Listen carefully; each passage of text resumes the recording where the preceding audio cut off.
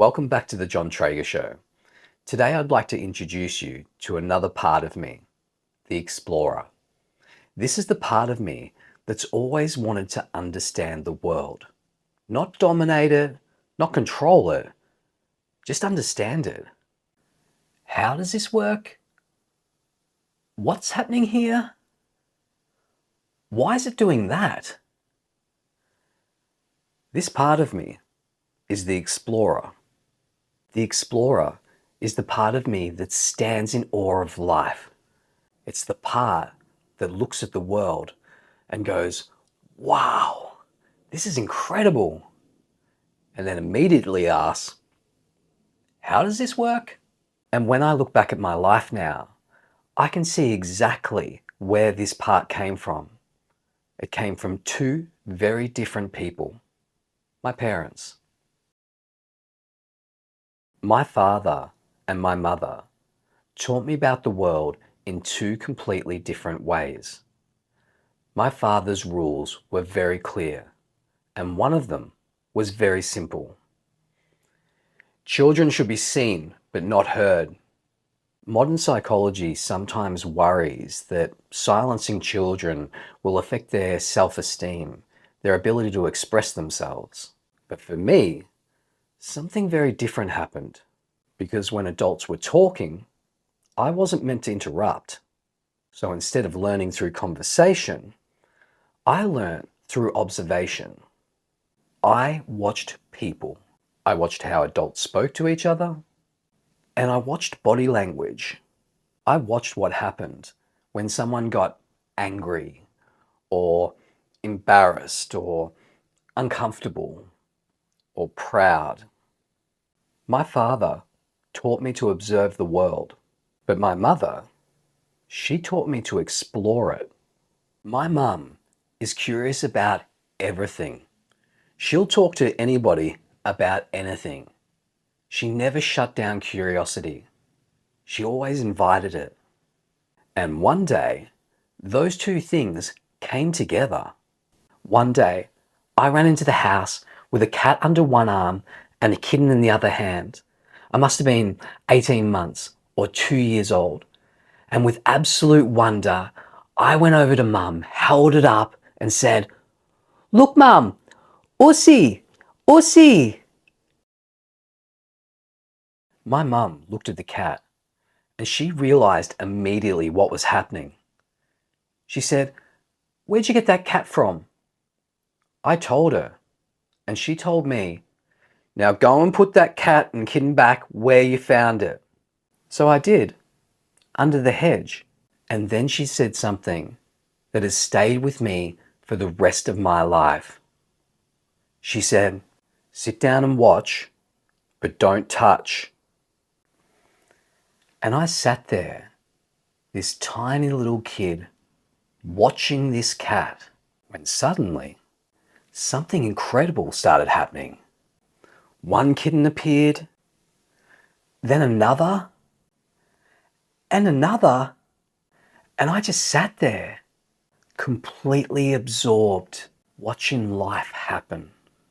Mum says I sat there for hours, just sitting there, wide-eyed, trying to understand what I was seeing. And every now and then, I'd ask a question. "What's happening there? What's that? What's coming out?" And Mum would explain it to me. She'd say, "That cat is having kittens, just like when you were born." That moment did something powerful.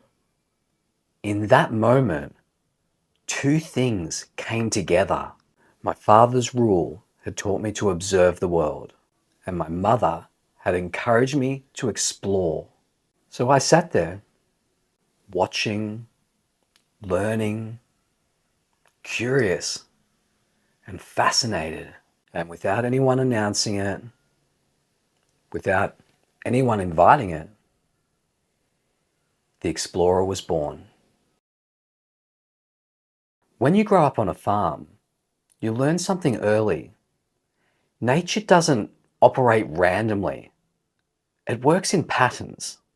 Life, birth, growth, sickness, death, and then life again.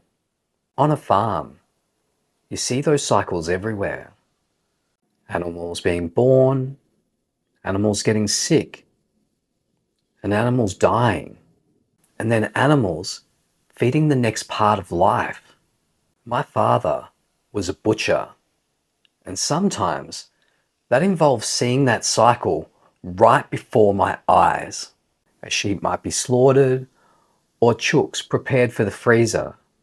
And as confronting as that might sound, for people who didn't grow up around it, for us, it wasn't cruelty. It was the cycle of life. Food came from somewhere. Life depended on life. And when you grow up, seeing that level of honesty, you stop pretending the world is something it's not. You start seeing the patterns.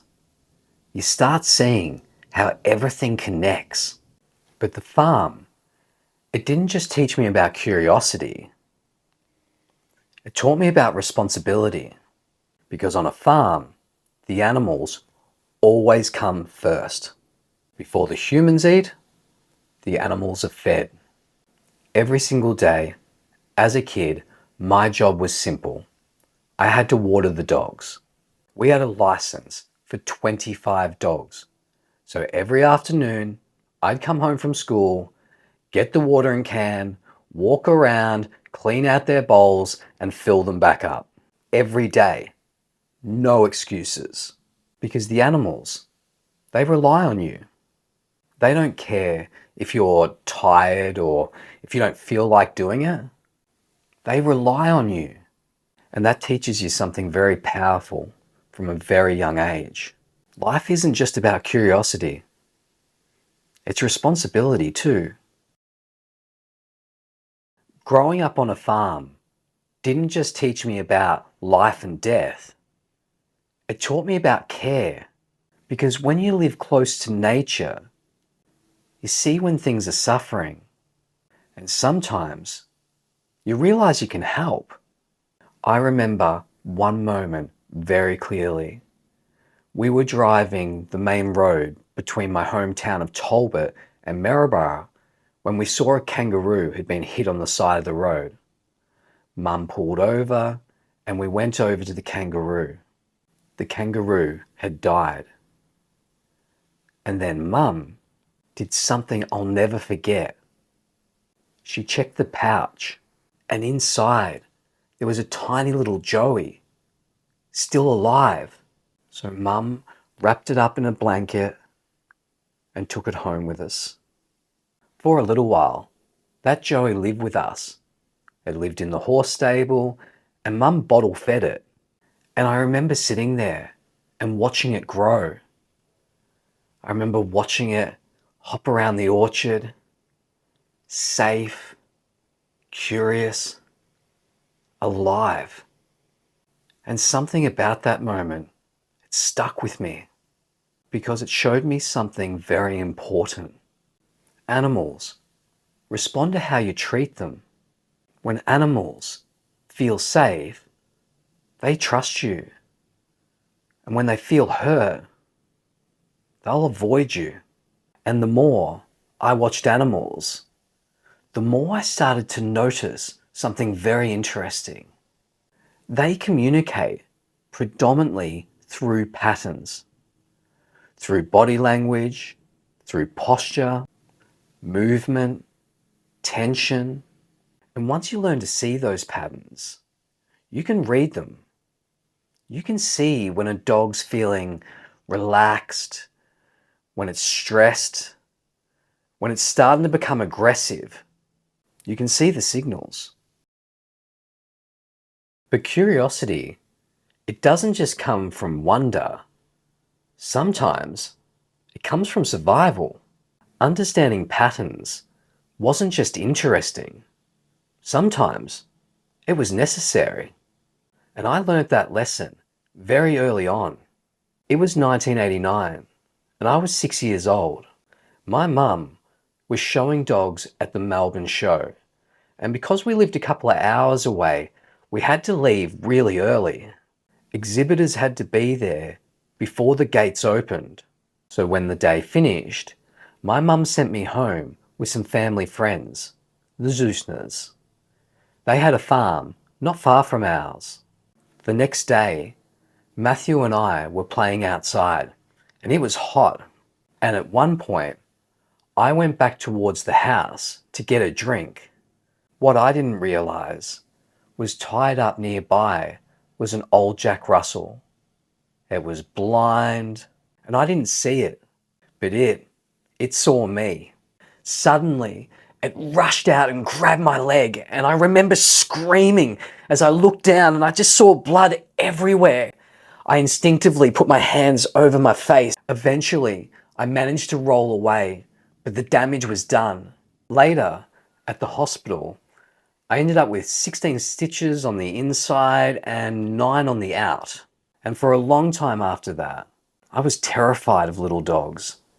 But my mother, she was determined that fear was not going to stay. One day, she picked me up from school, and when I got into the car, sitting on the back seat was a tiny dog.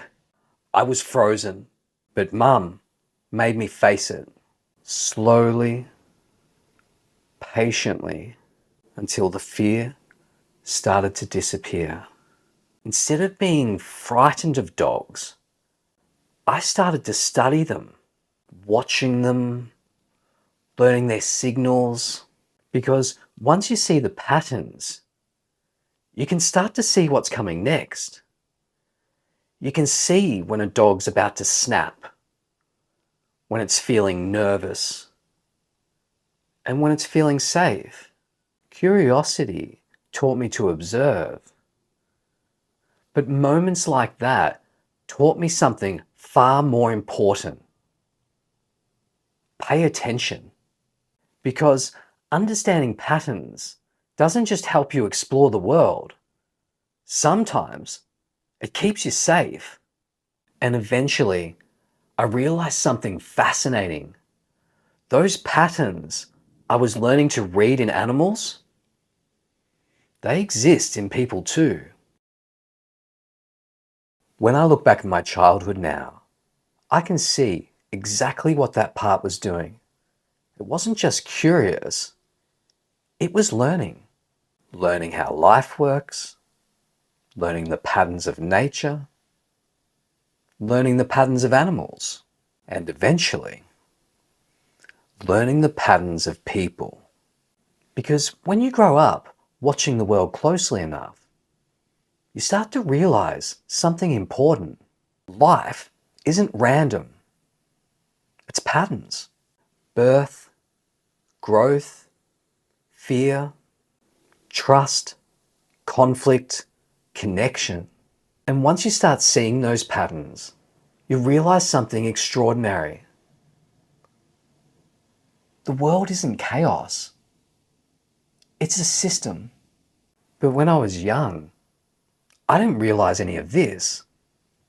I was just a kid, just watching, just curious. My job isn't to be perfect. My job is to understand. And that's the explorer. Like you, there's no one version of me. I'm a collection of parts. And these parts go together to make the John Trager Show. Thanks for watching. Thanks for listening. And I can't wait for you to meet the next part of me. It's called The Lover.